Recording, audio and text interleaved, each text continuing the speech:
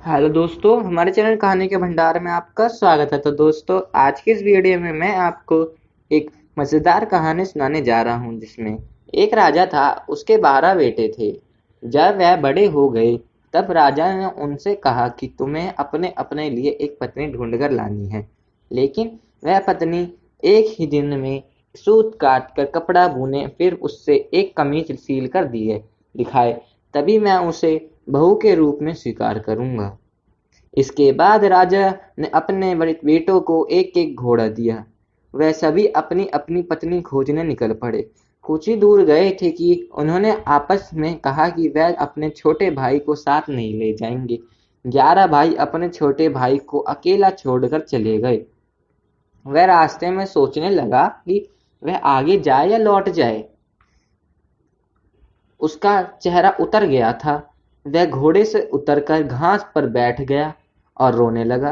रोते रोते अचानक चौंक गया। उसके सामने की घास हिलने लगी और कोई सफेद चीज उसकी ओर आने लगी। जब वह चीज राजकुमार के पास आई तो उसने एक नन्ही सी लड़की दिखाई दी। उसने कहा, मैं छोटी सी गुड़िया हूँ, यह घास पर मैं यहाँ घास पर ही रहती हूँ। तुम यहाँ क्या करने आए हो? राजकुमार ने अपने बड़े भाइयों के बारे में बताया। उसने अपने पिता की शर्त के बारे में भी बताया। फिर उसने गुड़िया से पूछा, क्या तुम एक ही दिन में सूत काट कर कपड़ा बुनकर एक कमीज सील सकती हो? अगर यह कर दोगी तो मैं तुमसे शादी कर लूंगा। मैं अपने भाइयों के दुर्व्यवहार दुर्व्यवहारों के कारण आगे नहीं जाना चाहता। गुड़िया ने कहा, हाँ कर दी। गुड़िया ने हाँ कर दी। तुरंत ही उसने सूत काटा, कपड़ा बुना, छोटी सी कमीज लेकर महल की ओर चल पड़ा। जब वह महल में पहुंचा तो शर्म आ रही थी, क्योंकि कमीज बहुत छोटी थी। फिर भी राजा ने उसे विवाह करने की अनुमति दे दी। राजकुमार गुड़िया को लेने चल पड़ा। घास पर बैठी गुड़िया के पास पहुंचा तो उसने कहा कि चलो गुड़िया, घोड़े पर बैठ जाओ। गुड़िया ने कहा, मैं तो अपने 2 चूहों के पीछे चांदी की चम्मच बांधकर उसमें बैठकर जाऊंगी। राजकुमार ने कहा कि ठीक है। राजकुमार घोड़े पर सवार हो गया। गुड़िया चूहों के पीछे बंधी चांदी की चम्मच पर सवार हो गई। राजकुमार सड़क के पीछे एक और चलने लगा, क्योंकि उससे डर था कि वह कहीं उसके घोड़े के पांव गुड़िया के ऊपर ना पड़ जाएं। गुड़िया सड़क के जिस ओर चल रही थी उस ओर एक नदी थी।